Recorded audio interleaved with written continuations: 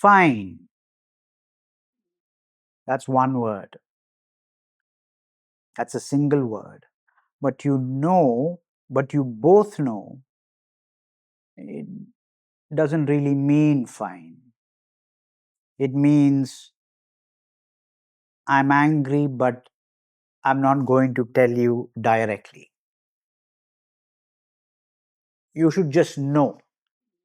And now you get to deal with my silent treatment, my sighs, my pointed comments about how some people actually care about these things while I deny that anything is wrong.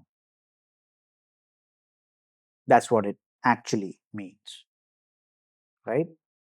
That fine is not exactly fine. This is passive aggression, and it can be exhausting for everyone involved. The person doing it feels trapped, unable to express anger directly, but seething underneath. The person on the receiving end feels crazy. They can sense the hostility, but when they name it, they are told they are imagining things. What? I said it's fine. Why are you making this into a problem? And there it is, the gaslighting dance of passive aggression, where anger exists in every gesture, every tone, every silence, but never in the actual words. I'm Rahul Nair from the Huddle Institute of Psychology, Philosophy, and Spirituality, and this is episode 11 of season 3. And today we are decoding passive aggression. And this is all about why people do it. Why do people do passive aggression? How it damages relationships and what it actually takes to break the pattern.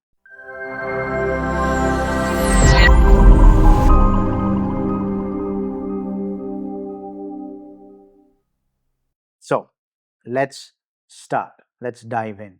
Let's start by getting clear on what exactly passive aggression actually is. It's basically an indirect expression of hostility. That's what passive aggression is all about, an indirect expression of hostility. It's anger, basically, that cannot or won't be, will not be stated directly. So it kind of comes out sideways through sabotage, through withdrawal, backhanded compliments, forgetting, procrastination, or basically the silent treatment. And here's what most people kind of misunderstand about this. Passive aggression isn't just annoying. It's not just an annoying kind of communication. It's psychological adaptation, a survival strategy that made sense at some point, often in childhood, when direct expression of anger felt unsafe. That's what that's where it actually kind of comes from often. Think about it. If you grew up in a family where expressing anger directly led to kind of punishment or withdrawal of love or emotional explosion, your brain learned. It learned something. that direct conflict destroys connection. Better to express displeasure indirectly and maintain plausible deniability.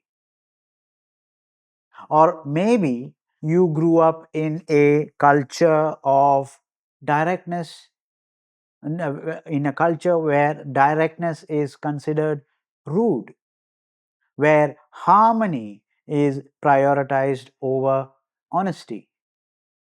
Passive aggression then becomes a way of navigating conflict whilst saving your face. The person engaging in passive aggression is not trying to be difficult, actually.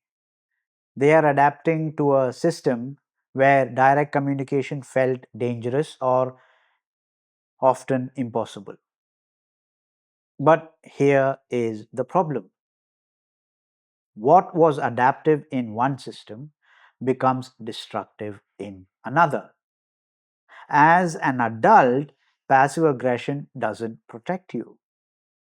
It erodes trust, it creates confusion, and it definitely prevents genuine resolution.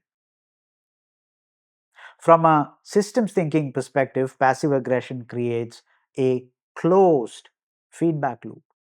The passive aggressive person holds or withholds direct communication, which leads to the other person feeling the hostility but can't address it, which leads to frustration on both sides, leading to the pattern reinforcing itself. Now, neither person gets what they need. That's the problem. Both feel unheard and misunderstood because of this. And the system stays stuck in a cycle of indirect conflict that never kind of resolves. So, in this episode, we are going to look at the psychology of passive aggression from both sides, why people do it, and what it feels like to be on the receiving end, and how to shift the pattern away from this situation and toward genuine directness in communication. So, let's understand first the psychology behind passive aggression. Passive aggression kind of develops for several psychological reasons. First, direct anger was punished during childhood. If expressing your anger meant being yelled at, physically punished, or emotionally abandoned in your childhood, if all of this was happening in your childhood, your nervous system basically learned that anger is dangerous. Expressing anger is dangerous. Passive aggression becomes a way to express displeasure whilst avoiding the perceived threat of directness. Second reason could be that conflict meant relational rupture.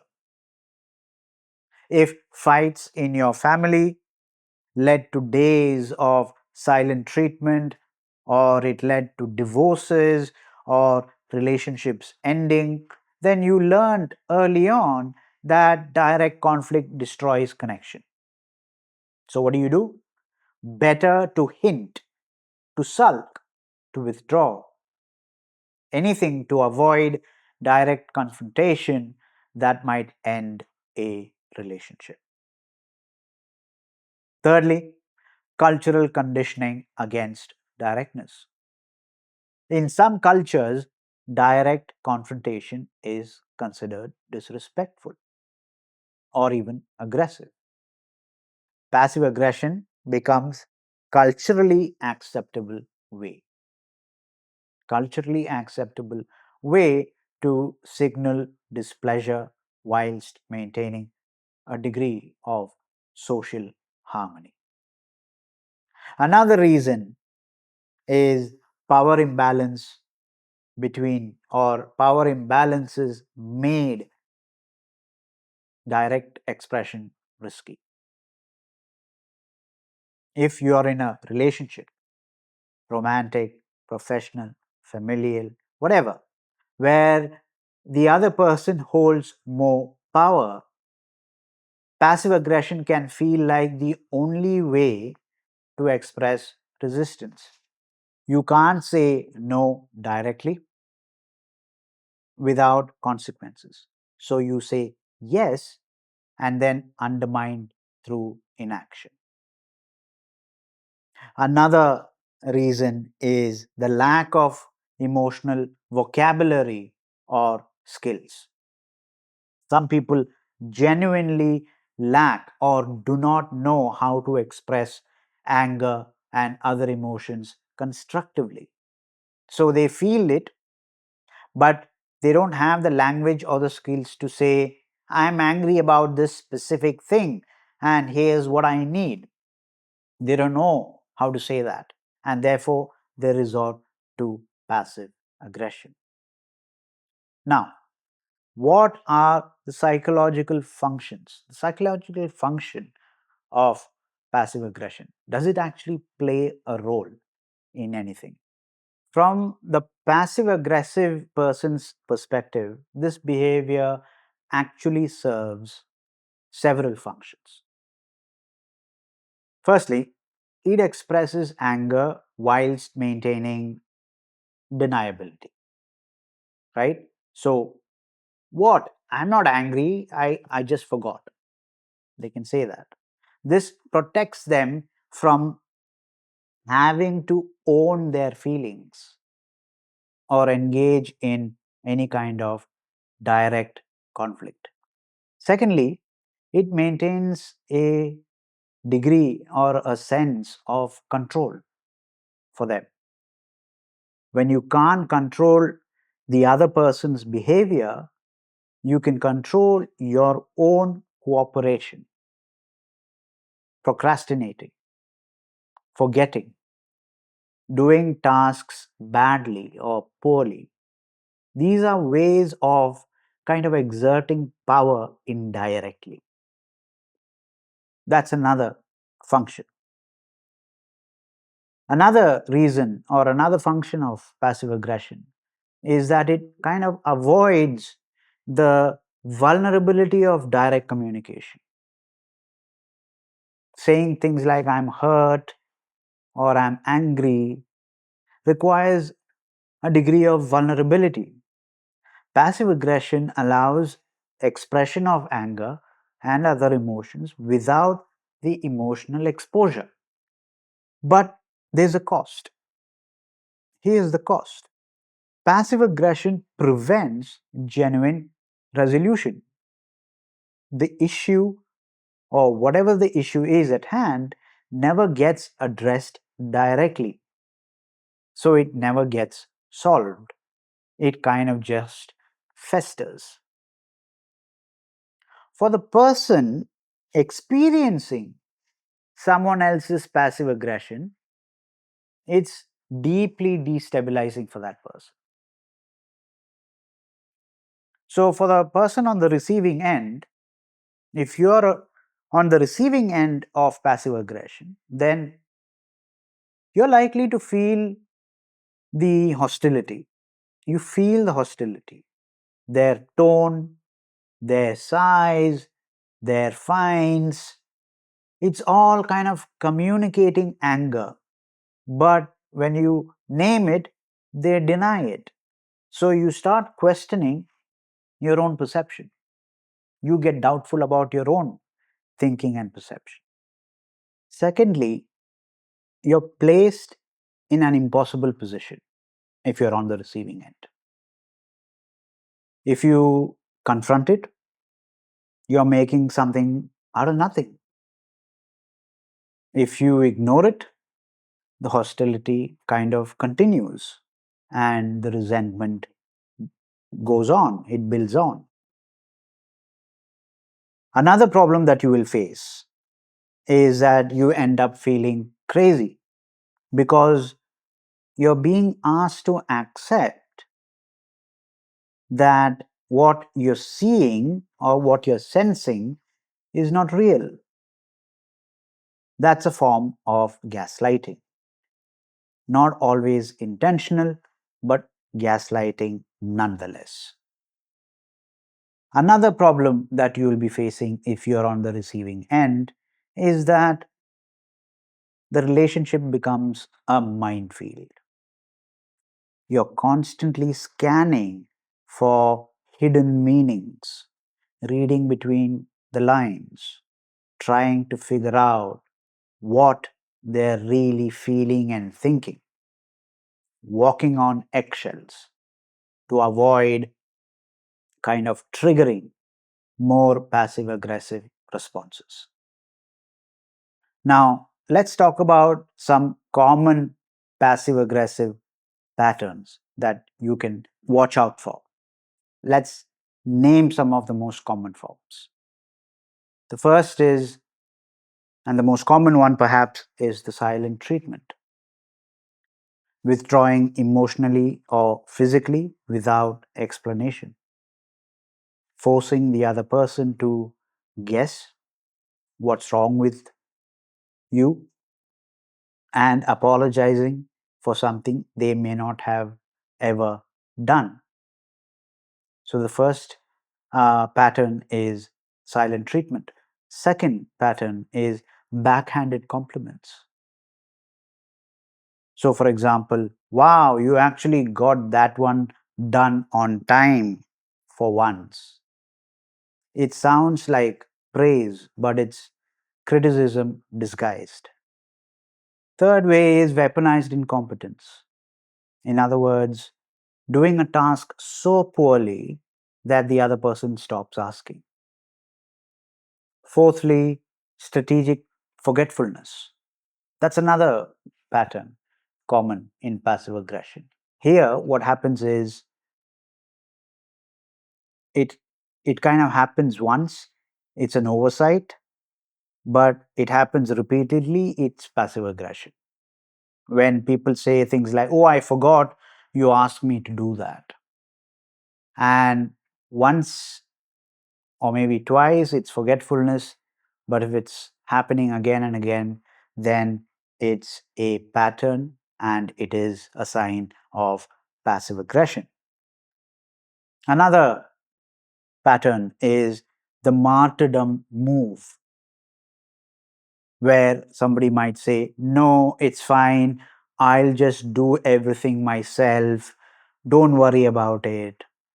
Things like that, accompanied by sighs and visible suffering. Number six, procrastination as punishment. So, deliberately delaying something you know matters to the other person, deliberately procrastinating. That's another form of passive aggression. And finally, the non apology apology. Here, I'm sorry you felt that way.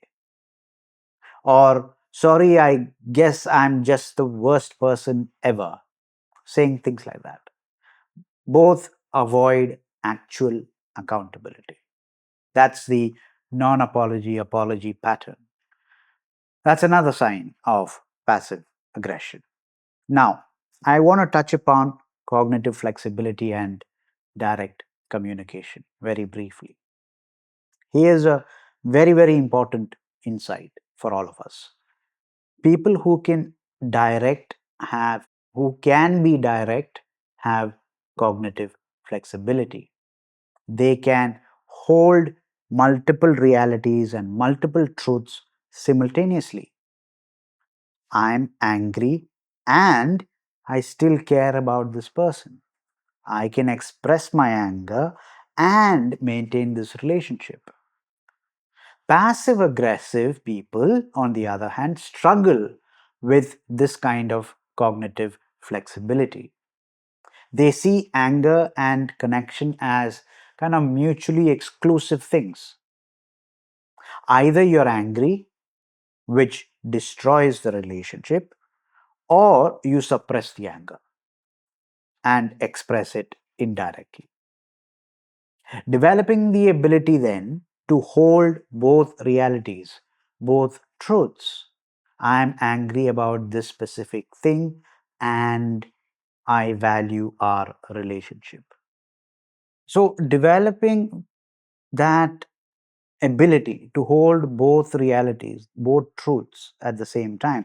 I am angry about this specific thing and I value our relationship is what allows directness to feel safe, right? So that's the link between direct communication and cognitive flexibility.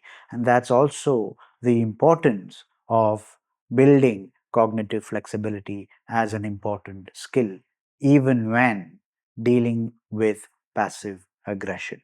Now, having said that, let's look at the issue of passive aggression through the lens of systems thinking, through the systems lens. Now, from a systems perspective, passive aggression doesn't develop in a vacuum. It develops in relational systems where directness is punished, dismissed, or seen as dangerous, right? So, if you're in a family system where the dominant parent explodes at any sign of disagreement, passive aggression is a rational adaptation. You can't fight back directly without consequences. So, you begin to resist indirectly, passively. If you're in a workplace where challenging authority leads to various kinds of retaliation, then passive aggression becomes how you express discontent in your workplace while protecting yourself.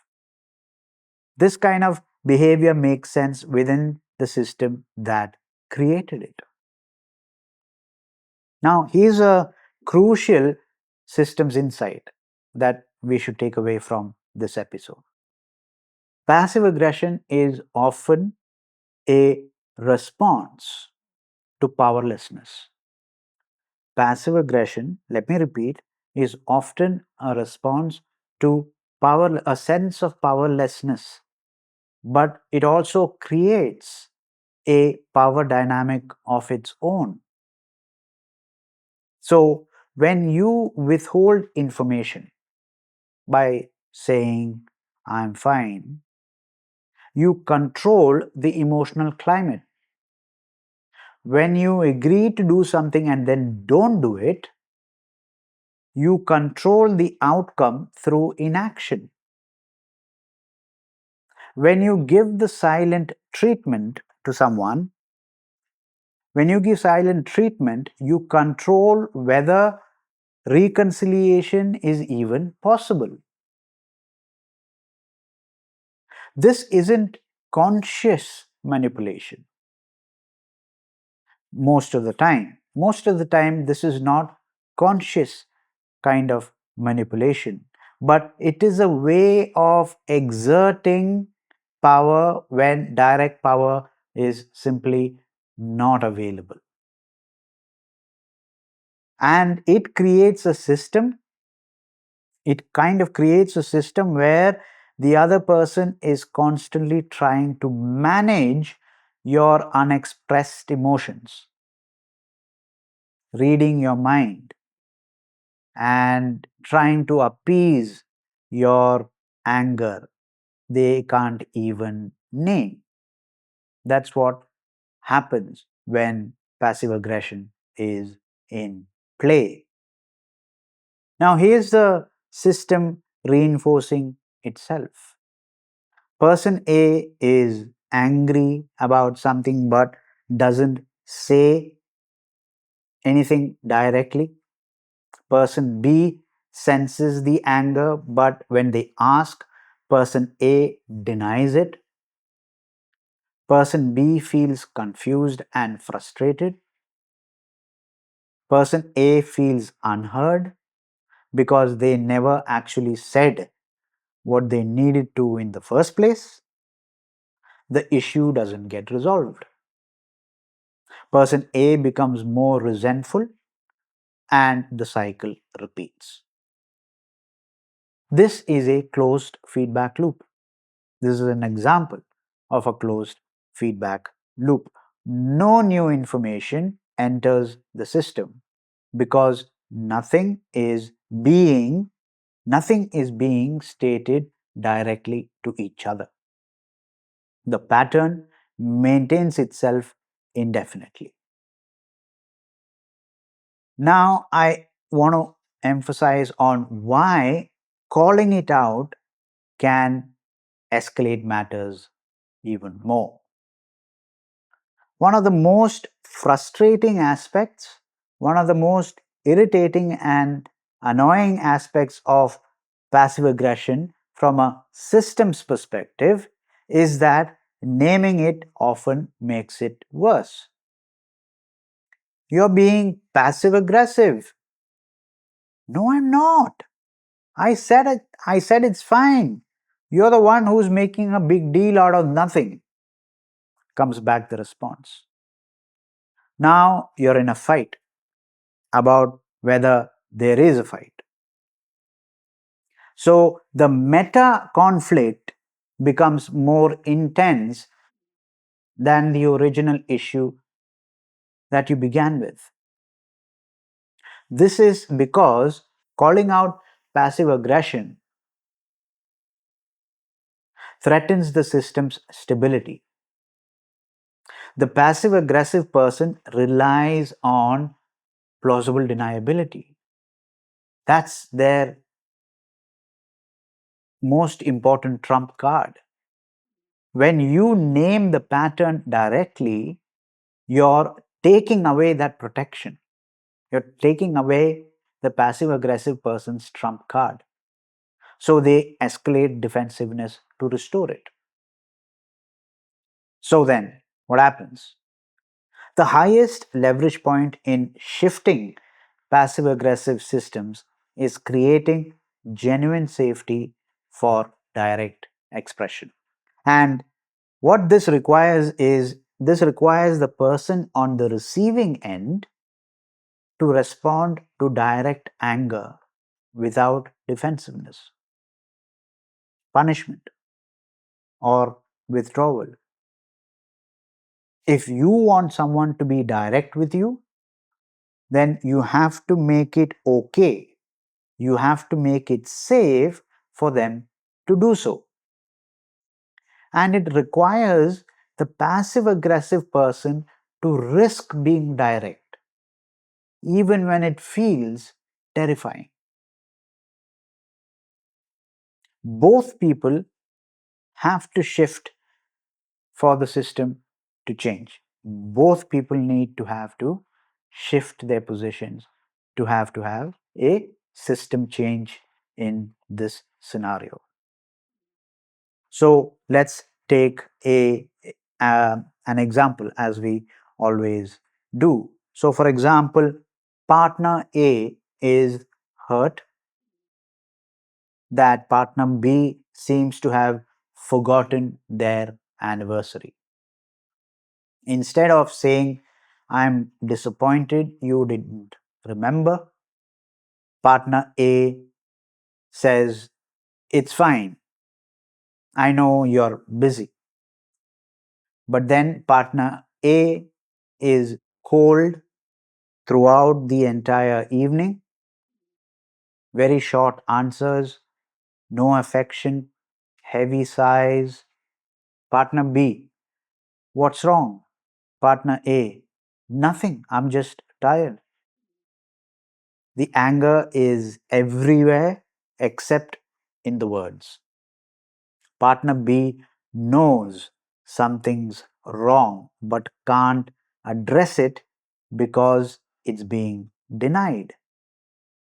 This could have been, I'm really disappointed. Our anniversary matters to me, and I felt hurt when it seemed like you forgot.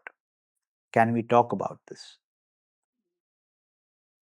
It could have been dealt with it in that way instead of the passive aggression that partner A got into, escalating the situation and making things worse. So that's an example of how passive aggression kind of plays out in one context. Let's take another context, for example. A manager asks an employee for a report by, say, Friday. Employee says, sure, no problem. Friday comes, no report. Monday comes, manager follows up. Oh, I've been so swamped that I couldn't do it. I'll get it to you soon. Wednesday, still no report. Manager follows up again, and the response is, I'm working on it. It's almost done.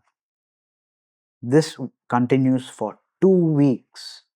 The employee isn't saying anything like, I don't want to do this, or I think this is a waste of time, but they're communicating it through endless delay. That's another example of passive aggression in play. Now, where does all this leave us practically? We need some practical solutions. So, how do you actually shift passive aggressive patterns? So, here's what works for both sides. If you're the passive aggressive person, let's start with that. If you are the passive aggressive person, these are some things that you can do. Number one, recognize the pattern. Notice when you say fine, but you're not fine. Notice when you agree, but then you don't follow through. Notice when you're expressing anger through withdrawal or sabotage instead of words. This isn't about shame, it's about awareness. The pattern served you once, now it's time to develop a new skill. So, first, recognize the pattern. Secondly, build your capacity for directness gradually. You don't have to transform overnight. Start small. Practice saying things like, actually, I'm a bit annoyed about that, in low stakes situations first. Notice that the relationship doesn't break up. Notice that things don't come crashing down. The other person might actually appreciate the honesty and directness. Your nervous system starts to learn. Learn what? That directness is okay. It's okay to be direct. Directness is safe. Thirdly, develop your cognitive flexibility. Practice holding two truths at the same time. I'm angry about this and I care about this person. They coexist. Anger doesn't mean the relationship is over. Conflict doesn't mean connection is destroyed. This mental shift from either or to both and. This shift from either or to both and is what makes directness actually possible. Number four, name what makes directness feel unsafe for you. Name it. So, I struggle to be direct about anger because I grew up in a home where any conflict meant days of silent treatment. I'm working on changing that, but it's genuinely hard for me. This gives the other person context. It invites collaboration rather than finger pointing and blame. Number 5, ask for patience whilst you learn. What we mean by that is saying things like, I know I have a pattern of being indirect. I'm trying to be more direct, but I might, mess it up now and then. Can you please be patient with me while I work on this? So, most people will respond positively to that vulnerability. So, those are the things you can do if you are a passive aggressive person. Now, let's talk about a few things that you can do if you're on the receiving end of passive aggression. So, if you're on the receiving end of passive aggression, firstly, don't play detective. Don't be Sherlock Holmes. When someone says, I'm fine, in a tone that clearly communicates they're not fine, don't spend hours trying to figure out what's wrong. Don't do that. Instead, you said you're fine, but your tone suggests otherwise. If something's bothering you, I'm here to listen, but I can't guess what it is. This sets a boundary. I'm willing to engage, but you have to be direct. That's the boundary you're creating. So instead of playing detective work, be straightforward, be direct, and say that you are there to listen and you can't guess it otherwise. Secondly, respond to direct communication positively. What I mean by that is if they do say, actually, I'm angry about X, don't punish them for it. Don't get defensive. Don't attack. Listen, validate, engage. Because by doing that, you're teaching their nervous system that directness is safe with me. That increases the likelihood they'll be direct next time around. So, whenever they do have direct communication with you, respond positively so that you increase the likelihood. 3, don't accept accountability for things you can't change. What I mean by that is if they're upset but won't tell you why, that's not your responsibility to fix. Let me repeat that. If they're upset but won't tell you why, that's not your responsibility to fix. I'm noticing tension and I'd like to address it if there's something I can do. But if you're not ready to talk about it, I'll give you space. Let me know when you want to discuss it. Right? That's a better way to respond. Number 4, set boundaries around specific behaviors. When you when you agree to do something, then do, and then don't, it creates problems for both of us. If you don't want to do it or don't have time, I'd rather know upfront so we can figure out an alternative. Right? So that sets very clear boundaries. Address the behavior, not the person. Focus on impact, not the intent. Right? So set boundaries around very specific behaviors. And number 5, model directness. Be the kind of communicator you want them to be. So say what you mean. Express anger directly.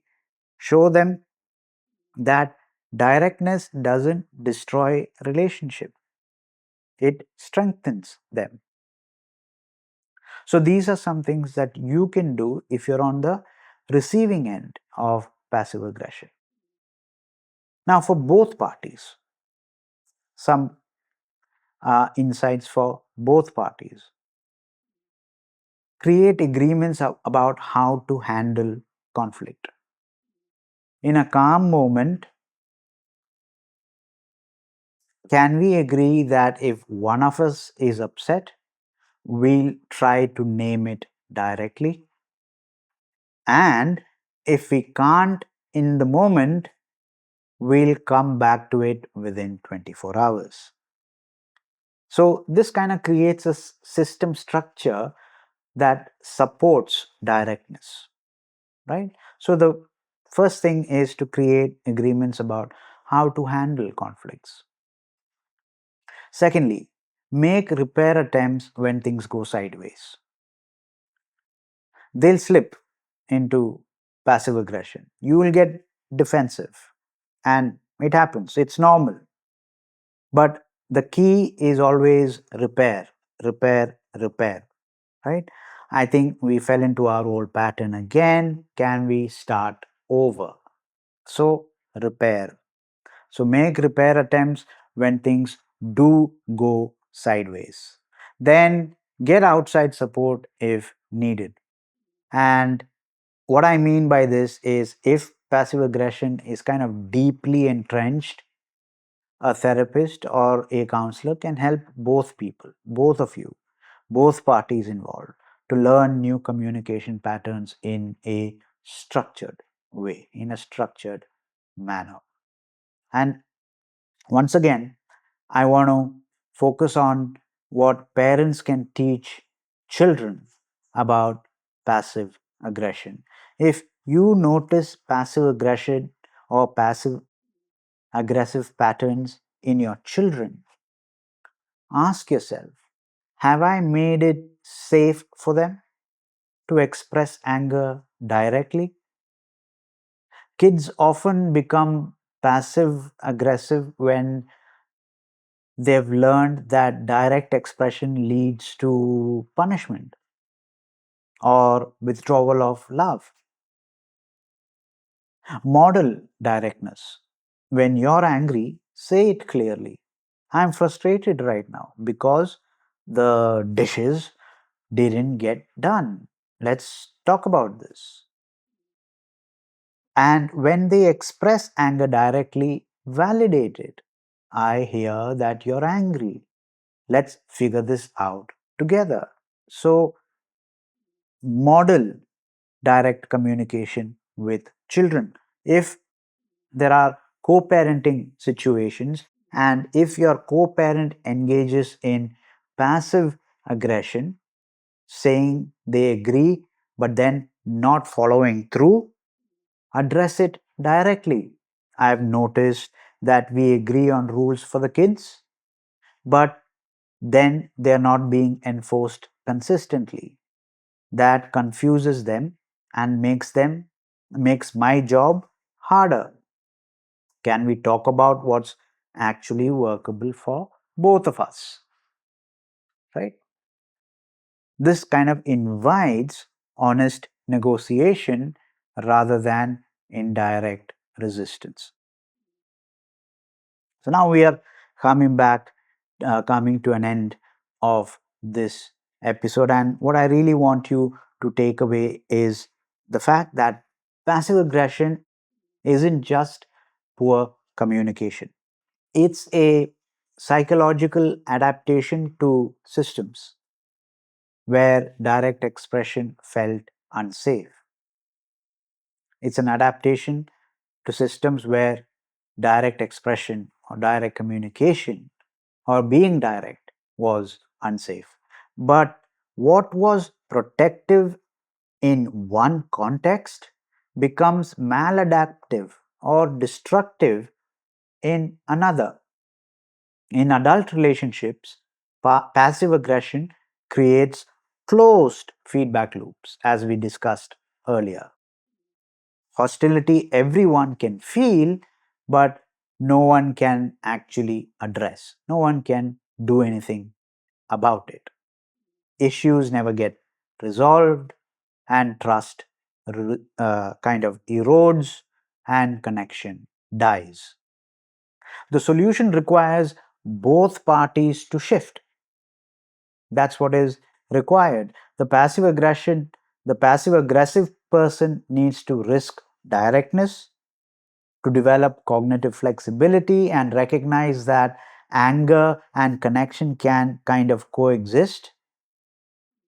The person on the receiving end, on the other hand, needs to create genuine safety for direct communication, responding to honesty without punishment or any kind of defensiveness. From a systems perspective, the leverage point is simple but difficult. Name what you're actually feeling and make it safe for others to do the same thing. That's how you move. That's how you move from saying everything while saying nothing to saying what you mean and meaning what you say. So, from a systems perspective, leverage is simple and difficult. Name what you're actually feeling and make it safe for others to do the same. That's how you move from saying everything whilst saying nothing to saying what you mean and meaning what you say. So that was today's episode about passive aggression. I hope it was useful. In the next episode, we are going to take a look at jealousy and envy, two emotions that are often confused but are psychologically very different, and why one can actually strengthen relationships whilst the other corrodes them. Now, coming back to today's episode, if you recognize passive aggression in yourself or in your relationships, let me know in the comments what's made it hard to be direct. What's made it hard to be direct in your life? So that's it for today's episode on passive aggression. I hope you found the information educational and useful. I hope this channel is providing loads of information that is of practical importance to you and usable in your everyday life. So that's it for today. Thanks for watching, and I'll see you in the next one. Ciao for now.